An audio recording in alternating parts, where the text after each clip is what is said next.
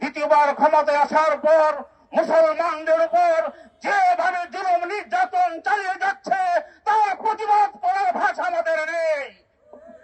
সংগ্রামী ভাই আমার, আজকে ভারতের মুসলমানদেরকে নির্বিচারে হত্যা করা হচ্ছে, তাদের বাড়িঘর জ্বালিয়ে দেওয়া হচ্ছে, তাদের দোকানপাট লুট করা হচ্ছে।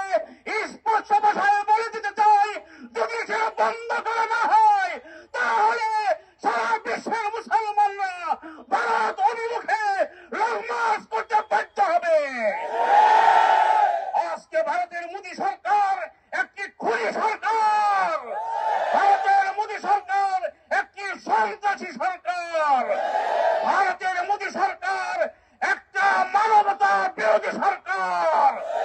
অতএব জাতিসংঘের কাছে আহ্বান করব, এই মানবতা বিরোধী অপরাধের জন্য মোদী সরকারকে আন্তর্জাতিকভাবে আন্তর্জাতিক কাঠগড়ায় দাঁড় করাতে হবে এবং ভারতের সাথে সব ধরনের কূটনৈতিক সম্পর্ক ছিন্ন করতে হবে।